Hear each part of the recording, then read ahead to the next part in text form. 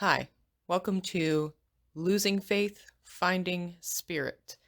Today I'm going to talk a little bit more about the why we stay discussion, why people stay in abusive and toxic relationships. And this episode or segment is going to be discussing self blame. Now, in previous episodes, I talked about how there are two reasons. Everything kind of comes down to these two reasons why people stay in abusive relationships. And those two reasons can be summarized into false hope that something will get better or fear that it will get worse. So self blame falls into the false hopes of things maybe getting better.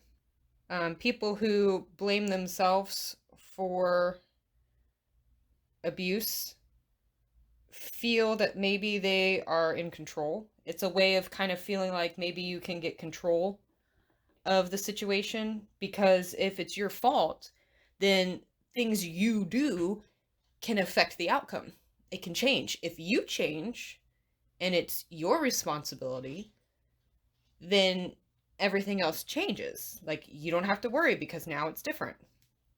But the truth of the matter is that nothing you can do, say, or any of it will change the other person. The other person has to have a change within themselves. It is completely 100% within them. It is their responsibility to make the changes that are necessary to have a different outcome. It is not your responsibility. Now, as I talked about before, people who've suffered through complex trauma in childhood, especially if you've had maybe narcissistic or abusive or other kinds of issues with your parents, toxic parents, the chances of you having these issues and taking that self-blame is significantly higher than somebody else.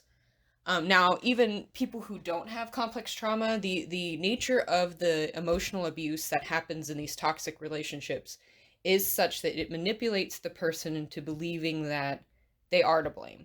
That is just the nature of these relationships.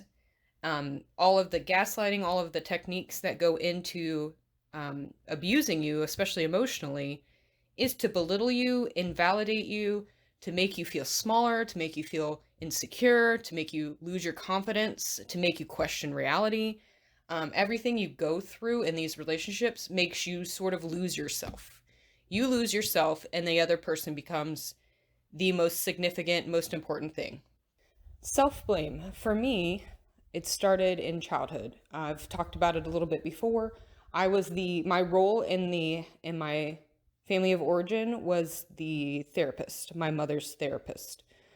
It was the little mini mother. I was given responsibilities over my brother and sister. I was asked to take care of things that were not age appropriate. I took on tasks and roles within the home that really weren't age appropriate. And I felt responsible for everyone. That role that I lived in as a child obviously carried with me into adulthood and into my romantic relationships and into my marriage, because it was what's comfortable, it's what I knew. It was all on a completely subconscious, completely unaware level, such a primal, instinctual thing that I had no idea that it was even happening until, now, almost 40 years old. And that's just how important childhood issues are. And it's so important to acknowledge and work through your childhood stuff, because it's going to help you kind of see the patterns that you fall into and recognize why you do what you do. So moving back into self-blame. Victims of emotional abuse and toxic relationships blame themselves, not only because it gives you a sense of control of the situation, which is false. You don't have any control of the other person. But it also, maybe the things that were said to you made you feel that way. Like, I know one of the great manipulations is to tell you that if you had done this differently, I wouldn't have acted so harshly. If you hadn't have said that, if you had said this instead, I would have been nicer to you. Or, there's lots of excuses that abusers use when they're doing abuse because they can't be the bad guy. They cannot take responsibility for their actions. They need you to take that responsibility. They need you to do that. It's important to the abuser, especially if they're a narcissist, to make you hold the blame. That gives them a sense of regulation. They do not have very strong emotional regulation. They can't control their anger. They can't control their outbursts. So they need you to be the one to lose control. Because then it shifts the blame off of them and onto you. And now you're the one who's acting crazy. You're the one throwing the tantrum. You're the one yelling.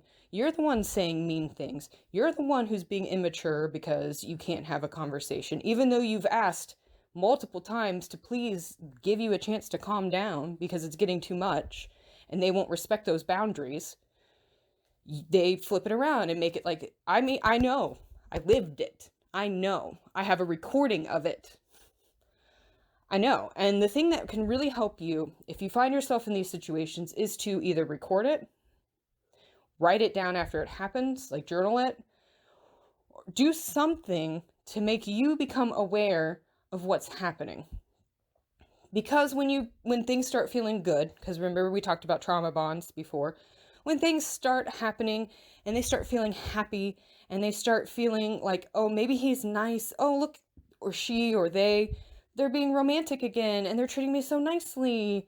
Oh, well, maybe I can forgive and forget and move on. Or, they really miss me now that I left and they're so lost without me and I feel so bad.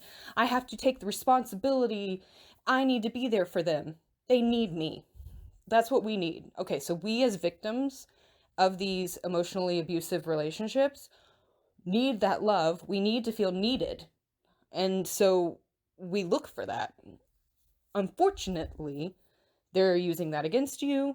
They don't really need you. They need you to be under them, submissive to them. They need you to be the one who acts worse than them so that they can feel better about themselves.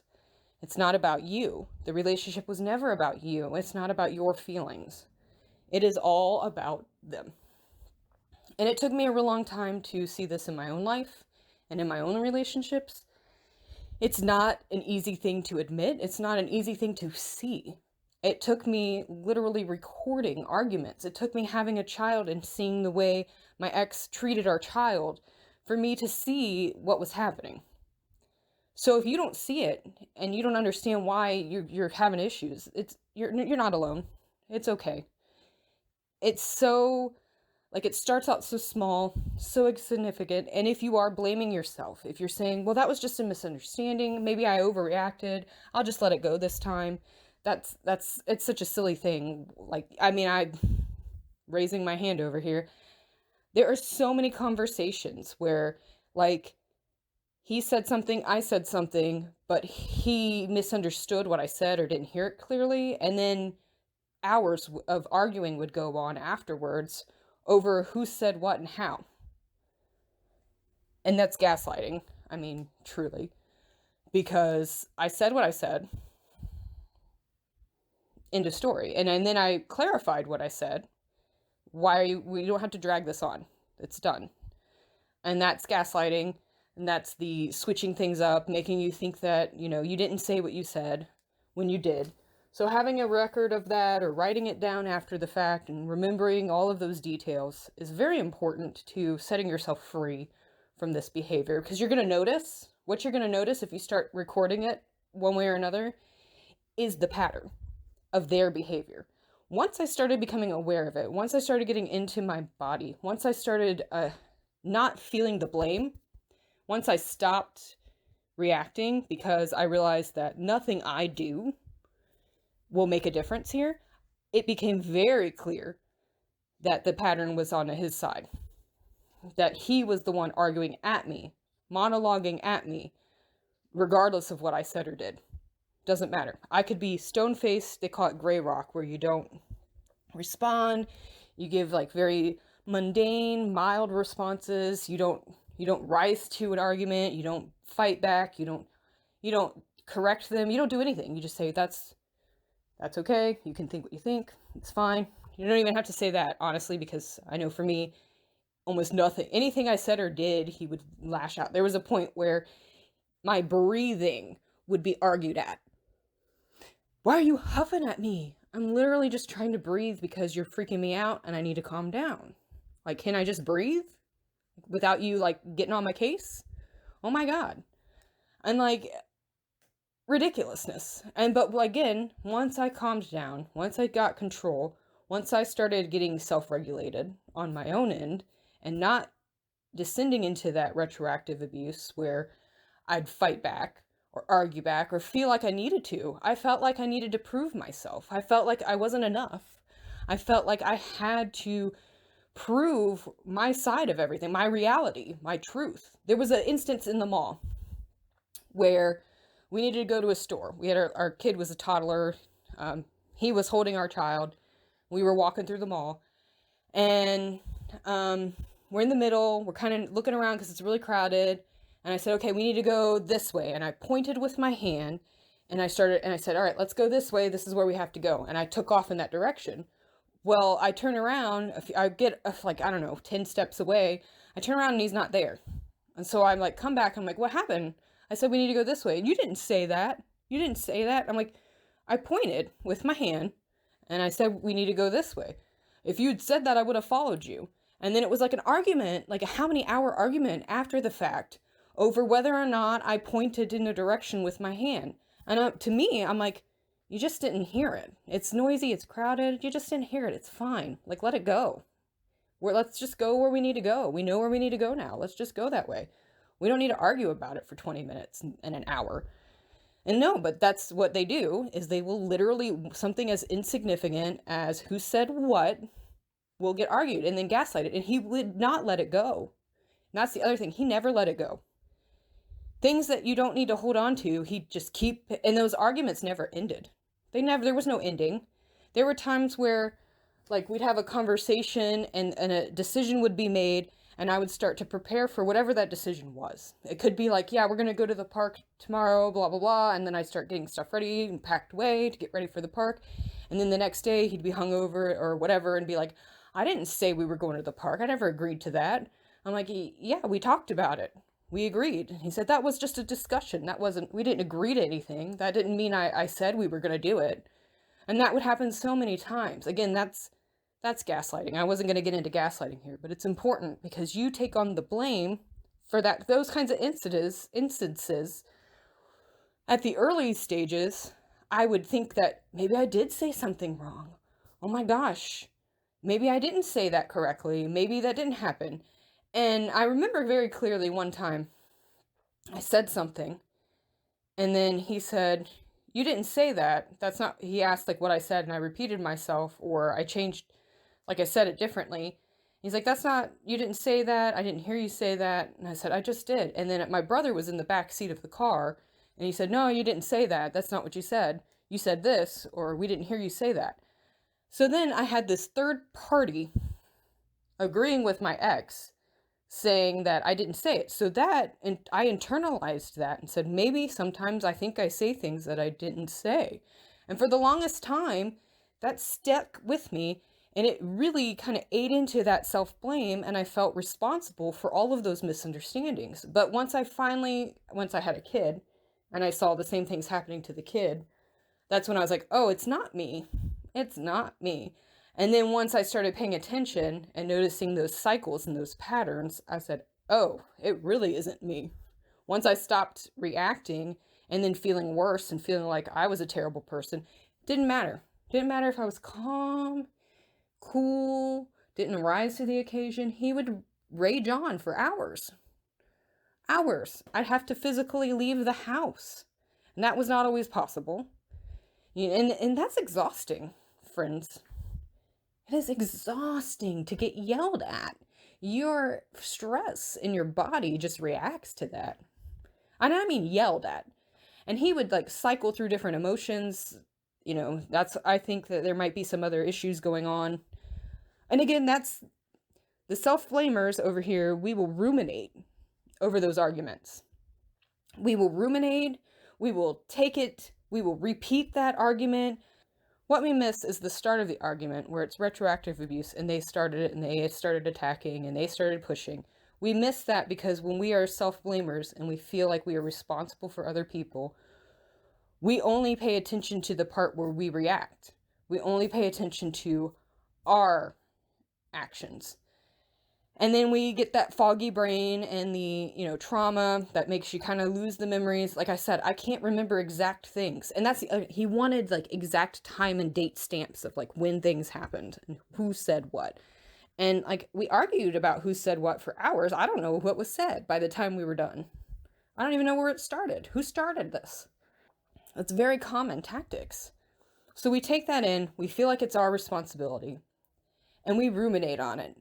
We repeat that. We try to think of, well, if I had done it this way, maybe he would have acted that way. If I had done it this way, if I didn't say it that way, or like in the instance with the mall situation, I remember thinking, wow, that was a big overreaction on his part, because that's like, why can't he just let it go? Like, let it go. And then I'd be like, maybe he has ADHD, maybe he really didn't see. I should have been a little bit more clear about it. Maybe I should have repeated myself. Maybe I should have waited instead of like walking away. What could I have done differently? And then you've already spent like how long arguing about it with this person? And then you spent how many like hours and days after the fact? And then if you're like me, you internalize that data and then you try to use it the next time. So I could tell you, like, I know exactly the favorite seasonings, the toppings, the like exact things that he eats, his every flavor profile. I know all of it.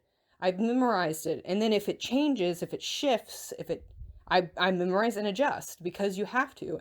And that gives you this like constant feeling of fear and anxiety, because you never know, the walking on eggshells. So then you come up with excuses and you try to think, maybe it's ADHD. Maybe he has ADHD. Maybe he has bipolar.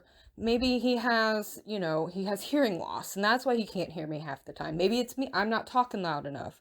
I need to repeat myself. And then the thing is that when you do repeat yourself, they get mad. When you do talk louder, they get mad. When you talk softer, they get mad. There is no winning. Nobody wins in these relationships. There is no enough. There is nothing you can say or do. And I'm telling you this because I did it. Been there, done it, lived it. And I'm divorced. Thank Goddess, I'm done. I don't want you to go through this. If we can save you a year, 2 years, 3 years of torment, please take it. Get out of the relationship. Life shouldn't be this hard. Relationships shouldn't be this hard. And I kept thinking, like, I don't have this problem with anybody else. Even my family of origin, as messed up as that thing is, I don't even have this problem with them. Like, I can have a conversation with my mom and, like, it doesn't descend into this chaos. The only person I know in my entire life who has ever been this way is him. My parents were this way to each other. And I let things go. I would let things go because I didn't like fighting. I didn't want to argue. I wanted peace. Peace is the thing that I desired. I lived in chaos my whole life, my childhood. I didn't want that for me. Little did I know that I picked it. Heal your wounds, guys. Heal your childhood wounds, friends. Set yourselves free. So it's uncomfortable. And because of the trauma bonding, you might feel physical pain and physical unease leaving these kinds of relationships. Because again, remember I told you in the last one, it's almost like an addiction. There's a chemical reaction in your body that makes you almost reliant on this cycle of abuse that makes it really hard to break. But it's possible. Be gentle with yourself. And I just heard somewhere, I think Dr. Brahmani on YouTube, she talks a lot about narcissists and narcissistic abuse. She was talking about in one of her videos to journal and write down, record, have evidence of the abusive moments, so that when you feel uncomfortable after you've left, when you like wonder if they're okay, when you start to feel responsible for that person, read those things. Read that. I actually had a couple of things where I'm like, am I crazy? I have a note in my phone that's like, it has a date and a time, so I know when exactly it happened. and an account of an argument that happened where I wrote it down, where he was drunk or not drunk, and things that he said and what I didn't say and how he responded when even if I didn't say anything, like, and then just the chaos of that. And like, again, and I told you guys before, I literally have audio recordings of the arguments, of him following me room to room and me repeatedly being like, please stop, I'm done, I can't handle anymore, we're done talking about this, we can talk about it later when we've calmed down, let me calm down, you can calm down too, let's both calm down. And it's like, you can't say certain things to these kinds of people without triggering them. Everything's a trigger. Nothing's a trigger. It's just all chaos. It's not your fault. You are not responsible for other people's emotions, even your own children. I know that we are responsible for, they're dependent on us. Children are dependent on us. We're supposed to be role models and examples. But you cannot make your child feel anything that you want. You can't make other people be happy. You can't make them feel things. They feel what they feel. You can do things that help them feel better. Like if you give your child a hug, if you comfort them when they're feeling, if they got hurt and you comfort them, that's going to help them feel good. But that doesn't mean they'll feel good right away. It doesn't mean that you suddenly transfer your love into their bodies and they feel better. It doesn't work that way. A person feels what they feel because their experience is different. We are separate beings and our experiences are separate. So in these relationships, that person is different from you. What they feel and what they need is different from your feelings and needs. And your feelings are real, valid. And I believe you. I believe what you've gone through. Now it's time for you to believe it and to see it as ugly as it is. Nobody wants to see it ugly. Nobody wants to believe that they are in an abusive relationship.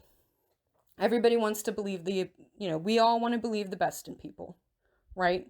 You wouldn't have gotten in with this person if you didn't see something in them that you enjoyed and that you loved and that you wanted, that made you feel good. Unless it's your parents and you don't have a choice because you're born to your parents. You don't get a choice in that.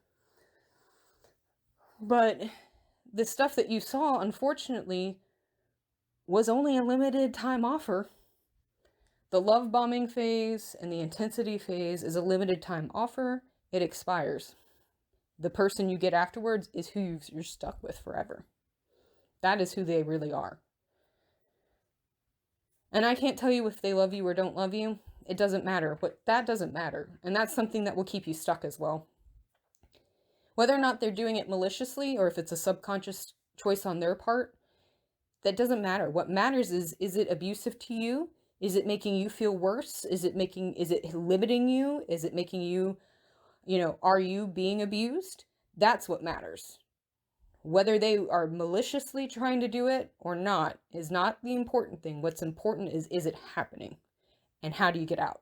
Because you can't change them. You can't fix them. And I know society, especially if you're in, Western societies, there's this emphasis that love heals all things. Like, love is all you need. Love is going to fix it. It's not true. It's not true.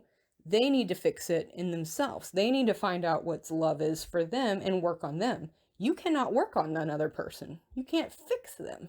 Even your own kids, you can't fix them. You have to guide. Kids are a little bit different because they're developing and growing. A grown adult, remember I told you in another video, your brain is developing until around the age 25. That's significant. And at 25, you can't fix somebody. They're not going to change for you. They need to change for them. And trust me, friends, they will promise you the world. And if their actions don't follow through, they're all lies. It's called future faking for narcissists. Look that up. It's lies. They're lying to themselves. That's why it's so believable. I genuinely believe that they lie to themselves first. In my experience, once I stopped reacting and started just observing these arguments and these rage fests that my ex would have, I could see through it. I could see this small little child that was unloved and mistreated in childhood with all these trauma and wounds that they refuse to admit. Because let me tell you, all the times that, he brought up his own parents in our arguments and stuff, I saw this child inside of him that never got healed, that never got loved, that never got attention, that, never self-regulated, that never grew up. And this is a tantrum, and I started to realize that he's acting out because if I break down and he can feel like a grown-up, then he can feel like the bigger person. And he can't take on responsibility because that would mean that he did something wrong and that he would, quote, be bad, unquote. Nobody wants to be the bad guy. Nobody wants to feel like a bad person. We all think we're good. We all want to do what's best. Even, in his eyes, he couldn't handle it. Couldn't handle anything. And that's called narcissistic shame, by the way, when it's specific to narcissists. It's that shame that you did something wrong and now you have to fix it. And he didn't want to fix it. He didn't want the steps and the responsibility that would follow to fixing and actually owning up to what's his. But those of us who self-blame, we will own it up, we will fix it, we will keep working. But the problem is that it's not you. It's not us. You can only do you. You can't fix them. Nothing you do on your end is going to change that. And you have to do what's best for you to make yourself sane. So the important thing to take away from self-blamers is to journal, record, get the data so that you can feel confident and understand that it's not your fault, that the other person does do things. Notice how, no matter what you say or do, they're still acting a fool. Notice that, pay attention to that, and let go of the responsibility. Don't hold on to it anymore. Don't pick up the other person's, I like to call it like a tug of war. It takes two people to fight with each other. If you don't pick up the rope and tug back, there's no fight. If you don't respond, there's nothing left to fight about. They're going to fight it with themselves. They're going to argue at you, and it's exhausting, draining. But if you don't even pick up the rope and join the fight, if you don't get into the ring, there's no victory or loser. There's nobody. It's nothing. It's just empty. And once you turn that off and stop taking responsibility for the other person's rage fests, the more awareness you get that this is not an okay situation. This is not a safe situation. This person is not healthy. And there's nothing you can do. Unfortunately, there's nothing you can do. They need to do it themselves. So journal, record, whatever you need to do to become aware of what's happening in your life. Leave the relationship. Know that it's hard to leave these kinds of relationships because of trauma bonding and other things. But nothing you can do or say is going to fix it. You are not alone. You're not the only person. You're not the first person to go through this. You're not the last person, unfortunately. I wish it would be nice to have the last person who ever goes through this and it would all be done. And we had better mental health for people who are abusive and there's better therapies for them, but we're not there right now. So focus on yourself. Do what helps you regain your energy. Do whatever you need to protect your mental health. Take time away, get out of the situation, prepare to get out of the situation, because it doesn't end. There's nothing you can do or say to make it better. You have to get out and end it.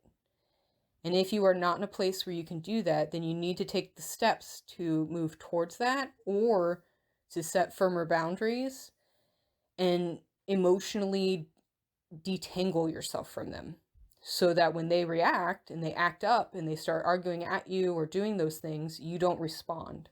You're like water. It just flows through you. You don't rise up and take the bait. You don't get baited into a fight because nobody wins. Nobody wins. They win because they feel better and you feel like crap and you feel like it's all your responsibility and it's all your fault. That's not the case. So I wish you well. I hope this helps and that you can learn to not take the blame for other people because you can only be responsible for yourself. And unfortunately, even if you do everything right, If the other person is unwell, if the other person is unhealthy, there's nothing you can do. It's not like if you take medicine, if your friend has diabetes and you're getting insulin, you're not helping your friend get better. You can't take the medicine for your friend to make them better. I mean, as a parent, there's so many times when my child gets sick that I wish I could just take that sickness into my body and be sick for them. That I could deal with it. We can't do that. Just like you can't do that physically, you can't do that emotionally or mentally. You can't take their unwellness. You can't take their burdens. You can't make them be responsible for their actions. Even if you own up and do everything right, you're not fixing them. They will not they're not going to magically wake up and see how great you are. Not after this, no. That doesn't happen. It really doesn't. No, it just doesn't happen. We wish it does. We wish they'd suddenly realize like how good they had it. No, but they'll rub that in your face. They will rub that in your face. Oh, you've got it so good.